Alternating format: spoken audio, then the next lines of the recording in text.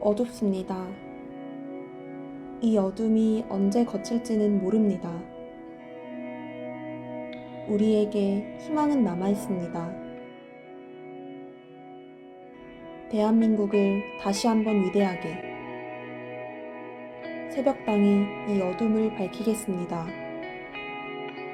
한강의 기적이 있었듯이 다시 한번 위대한 대한민국을 32번가의 기적 새벽당이 만들겠습니다. 비례정당은 32번 새벽당. Make South Korea Great Again. 대한민국을 다시 한번 위대하게. 4월 15일 여러분의 한 표가 기적을 만들 수 있습니다. 그래서 미국은요, 이런 식으로 냉전 시대 때부터 냉전이 끝난 현재까지 한국, 중국, 일본 이 세 나라의 무역 적자를 봤습니다. 무역 적자. 그 얘기를 다시 한번 뭐다? 우리나라에 달러가 많이 들어왔답니다. 왜? 미국은 물건을 가져가고 달러를 지불했으니까. 달러가 미국에서 한국으로 나갔잖아요. 그러니까 적자지. 우린 달러가 들어왔으니까 흑자가 된 거고. 그렇게 해서 퍼뜨렸다고. 근데 이번에는 그게 아니라 완전히 이번 우한폐렴으로 전 세계가 붕괴되고 있거든요. 여러분, 숨을 흡 참고서 5분 있으면 갑니다. 황천강을 건너가요. 그 5분 숨 참아서 내가 죽은 다음에 다시 산소호흡기 붙여준다고 제가 사나요? 죽지? 끝난 거냐? 마찬가지예요. 세계 경제가 서로 밀접하게 맞물려서 돌아가고 있어요. 마치 몸속에 피가 흐르듯이. 근데 심장이 멈췄어. 즉 뭐다? 자금이 돌다가 자금 흐름이 멈췄어. 심장이 멈춘 상태로 5분 있으면 어떻게 된다? 죽는다. 세계 경제가 심장이 뛰듯이 자금이 핏줄에 피가 돌듯이 쫙 돌고 있는데 이게 우한폐렴 때문에 1년 정도 멈춰봐요. 그럼 어떻게 될까요? 죽는다. 사람은 죽는다 표현하고 경제로 얘기하면 뭐가 되죠? 그게 세계 대공황이란 말로 바뀌는 거예요. 네. 그쵸? 근데 죽으면 큰일 나지. 근데 죽기 직전까지 갔다. 그럼 어떻게 돼요? 살릴 수는 있어요. 그쵸? 살릴 수는 있어요. 그럼 어떻게 돼? 그때부터 막 인공호흡하고 온갖 것이 다 들어가죠? 그게 바로 경제로 다시 돌려서 말하면 뭐예요? 그게 구제금융이에요. 우리가 죽기 직전까지 갔을 때 막 살리려고 여기다 뭐 주사도 놓고 심박 이거 하는 것도 있고 막 하잖아요. 간호사들 달라붙어서 막 온갖 짓을 하고. 그게 바로 경제를 얘기하면 구제금융이란 말이에요. IMF가 들어와서. 네. 근데 그 구제금융은 뭐로 결제한다? 달러. 세계 공황이 오면서 세계 공황을 다시 호황으로 바꾸려면은 구제금융이 필요합니다. 이번 레바논 사태를 보세요. 레바논이 시작일 뿐이지 다른 나라 다 옵니다. 유럽의 피그 국가, 한국도 위험하죠? 중국 지금 어마어마하게 위험하죠? 저 경제가 팍 망하면 어떻게 돼요? 엄청난 금액이 들어간다고. 천문학적인 금액. 자, 그러면 이게 어떻게 되는 거야? 저는 미국에서 이 달러를 찍는 걸 보면서 그런 생각한 거예요. 왜 그러냐? 여러분, 세계 경제 규모가 예전 같지 않게 어마어마하게 커졌습니다. 그리고 이번에 투입될 달러는요, 미국이 산업화를 할 때, 그 냉전 시대 때 서로 친구였던 국가뿐만 아니라 심지어 적성 국가에게까지 달러가 갈 겁니다. 구제금융으로. 그리고 여태까지 수백 년간 건국 이래 미국하고 무역조차 안 해봤던 나라들도 구제금융을 받을 가능성이 높아요, 이번에. 왜? 주변 국가 망하면서 같이 망하거든. 그러면 전 세계에요, 갑자기 탁 손가락 한번 튕기면요, 엄청난 양의 달러가 갑자기 많이 필요합니다. 갑자기. 근데 미국이 갖고 있는 달러 인쇄기로 그거를 과연 커버해낼 수 있을까? 하는 게 제 의문점이에요. 미국이 갖고 있는 전국에 있는 53개 주는 달러기를 막 미친 듯이 돌려도 전 세계에서 필요로 하는 달러를, 그 수요를 충족할 수 있을까 하는 거예요. 나 못할 것 같은데? 하는 거예요. 못할 것 같은데? 왜? 전 세계거든. 97년도 때처럼 특정 국가에 주는 구제금융이 아니에요. 따라서 원래 달러를 미친 듯이 찍어내면은 달러의 가치는 떨어지는 게 정상인데 이번에 갑자기 달러의 수요가 이렇게 가다가 팍 뛸 겁니다. 세계 공황, 세계 금융으로 인한 국가 파산 사태. 그러려면 미국은 지금서부터 어마어마하게 달러를 찍기 시작해야 돼요. 미리 찍어서 재고를 만들어야 됩니다. 그래야 세계가 금융위기가 났을 때 쫙쫙쫙 뿌려준다고. 야, 이거 장난 아니겠죠? 미국이 벌 수 있는 돈이 얼마일까? 여러분. 미국이 이거로 벌어들일 수 있는 돈이 얼마일까 하는 거야. 난 이걸 보면서 미국 돈 많이 벌겠네? 이런 생각이 드는 거예요. 돈 정말 많이 벌겠네? 이런 생각이 드는 거예요. 미국 달러 안 사고 100일 것 같아요? 지금도 달러를 찍어냈는데 달러가 쪽쪽 사라집니다. 쪽쪽 사라져. 왜? 엄청나게 필요해. 여러분 지금 막 달러 사시는 분들 많은 걸로 알고 있어요. 중국 애들 안 살 것 같아요? 대만, 홍콩, 싱가폴 안 살 것 같아요? 지금 다 삽니다. 다 사. 다 산다고. 다 사서 은행에 넣어놓기도 하지만 은행 못 믿는 사람들은 금고에 넣어놓기도 하고 막 난리가 났다고 지금. 미국의 달러가 전 세계로 나가는 거예요. 과거에는 특정 국가, 이해관계가 있는 국가, 과거에는 냉전 시대 때는 같은 동맹국 국가, 냉전 이후에는 뭐 중국 같은 나라, 요 정도. 하지만 그래도 안 되던 변방, 뭐 파푸마 뉴기니, 동티모르, 뭐 감비아, 잠비아 이런 데 있잖아요. 이제 이런 데까지 다 퍼지는 거라고. 미국이 드디어 전 세계에 달러를 확 퍼뜨리는 시점이 온 겁니다. 이렇게 되는 거예요. 따라서 그렇죠. 단일 화폐 나오는 거예요. 이제 저는 그렇게 바라보고 있는 거예요. 이번 우한 폐렴을 계기로 해서 세계의 화폐는 드디어 달러로 통합되는구나. 달러의 양이 늘어났기 때문에 인플레이션이 오는 게 아니라 달러의 양이 늘어남으로써 지역 화폐가 죽어버린답니다. 이게 제 결론이에요. 이해 안 되세요? 달러가 많으면 달러가 많이 생기니까 인플레이션, 달러의 가치가 희박해지면서 인플레이션이 생기는 게 아니라 달러가 이번 세계 공황으로 인해서 국가 부도가 나는 나라에 달러가 왕창 들어가면서 지역 화폐, 쉽게 얘기해서 한국에서는 원, 그 다음에 중국에서는 옌, 그 다음에 또 어디야? 태국이 바트인가? 필리핀인가? 이런 데에 지역 화폐가 완전히 몰락해버리고 달러가 덮어버린다니까? 이해 안 되세요? 지역 화폐 다 주는 거예요. 그러니까 달러가 빈자리를 메꾸면서 간다니까? 그러니까 달러는 풀려도 문제 없다예요. 왜? 달러가 풀린 만큼 그 지역 화폐는 죽어서 사라집니다. 이렇게 되는 거예요. 이해되세요?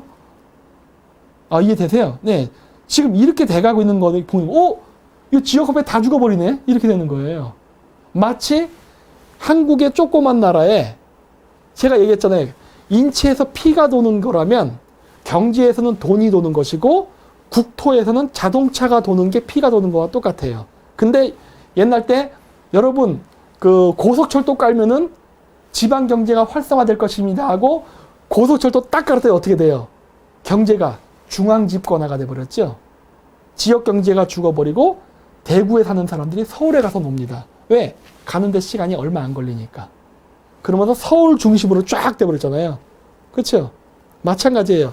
이번에 미국에서 돈이 쫙 퍼지면서 어떻게 되냐? 지역화폐 싹 죽어버리고, 그러니까 지역화폐 싹 죽어버리고 달러 중심으로 하나의 체계가 딱 잡히는 거야. 이렇게. 그리고 이 사람들이 우한 폐렴 때문에 각자 고립이 돼서 집에서 스마트폰으로 모든 걸 쇼핑합니다. 그러다 보니까 제 추측은 앞으로 우한 폐렴 이후에는 달러와 연동된 전자화폐가 대세를 이룰 것이다라고 추측하는 거예요. 달러와 연동된. 뭐 위엔하고 연동되거나 원화랑 연동된 비트코인 이런 거 이게 다 필요 없어. 달러랑 연동되지 않으면 안 되는 거예요. 네.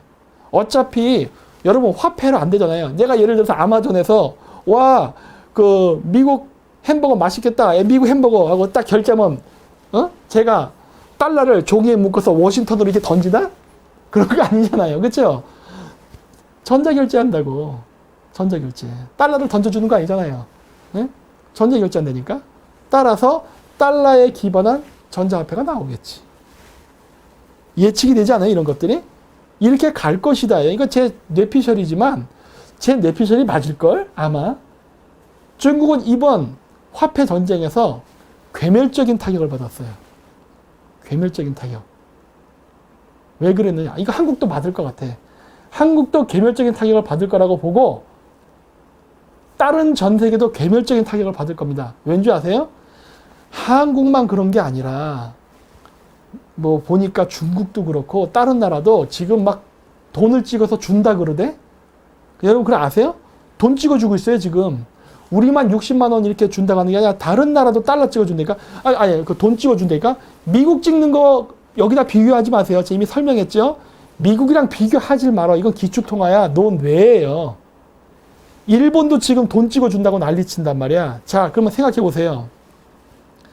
지역 화폐를 많이 찍으면, 즉 한국에서 달러를 많이 찍거나, 원화를 많이 찍거나, 일본에서 엔화를 많이 찍거나, 그 다음에 유럽에서 유로화를 많이 찍죠. 그 다음에 저기 중국에서 위엔화를 펑펑 찍습니다. 왜? 내수 경제 돌리려고. 마구마구 찍어내서 지역 화폐 양을 이만큼 증가시켜 놓으면 달러 대비해서 어떤 게 가치가 높아질까?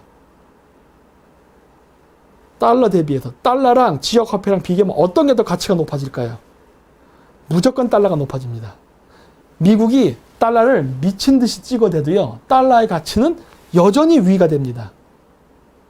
지역 화폐를 많이 찍으면 여러분들이 한국 돈을 가지고 가져올 수 있는 달러의 양이 급격히 줄어요.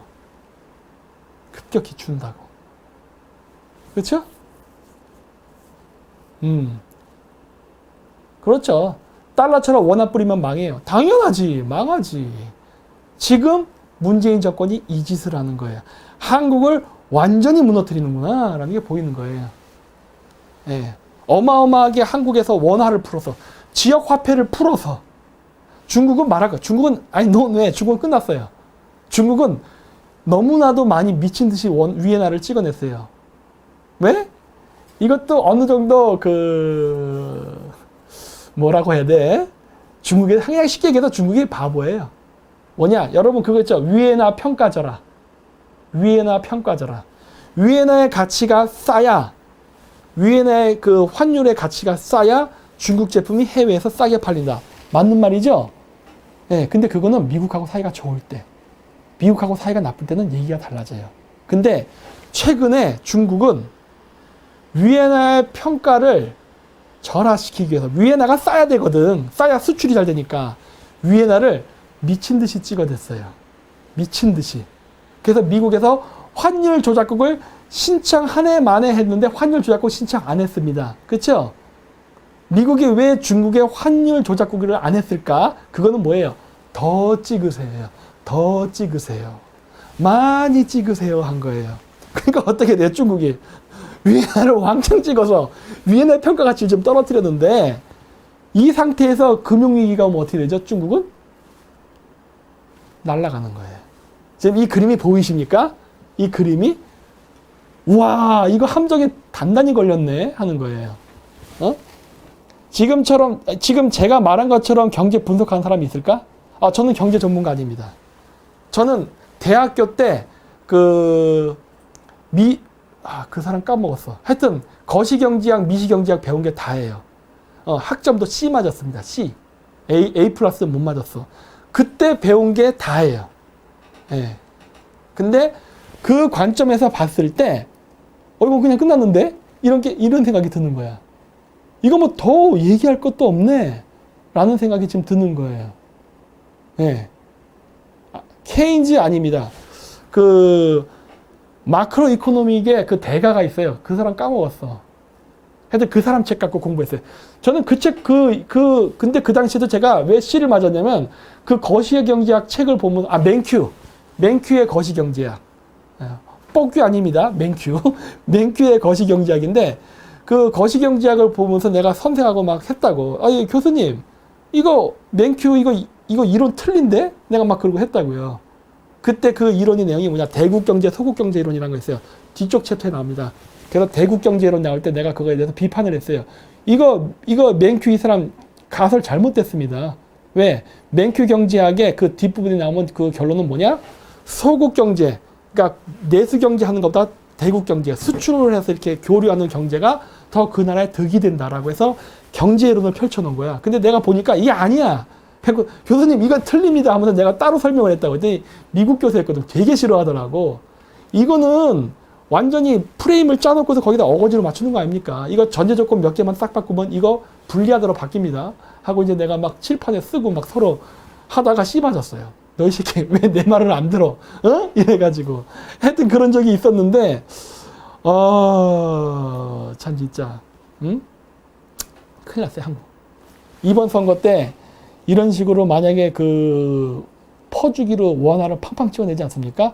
한국도 금융 경색 옵니다. 이거는 전 세계가 동시에 왔기 때문에 우리가 수출에 의존하는 나라인데 원자재를 수입해서 수출을 해야 먹고 사는 나라예요. 따라서 달러는 늘 필요합니다. 그런데 우리가 이런 식으로 무분별하게 원화를 발행하게 되면요. 우리나라가 엄청난 적자에 빠질 수 있어요. 환율, 환차손서부터 해서 뭐 이루 말할 수 없는 손해를 봐요. 이번에. 그걸 얘네들이 지금 하겠다는 거예요. 그래서 이게 국민 개개인에가 100만 원. 어떤 분이 그러더라고요. 저한테. 그러면요. 그 100만 원 받고 안 찍으면 되지요 하는데 그런 문제가 아니에요. 여러분. 돈을 받고 안 찍으면 된다는 문제가 아니라 시중에 화폐가 많이 돌게 되면 그거 자체가 문제라는 겁니다. 시중에 화폐가 많이 돌면 안 된다는 거예요. 지금. 근데 얘네들은 그걸 의도적으로 하는 거야. 의도적으로. 이렇게 되면 경제 망하는데. 아니 장하성 이런 사람 어디 갔어요? 경제 전문가. 그 뭐 어디 뭐 박사하겠다고 공부했다며. 이런 거 안 보여? 어? 나 같은 지방대학교에 몽골, 카자흐스탄에서 공부한 사람도 이게 보이는데 대학도 좋은 데 나왔더구만. 유학도 좋은 데서 하고. 근데 이게 안 보이냐고. 딱 보면 보이는데 금융위기 온다. 예. 그쵸?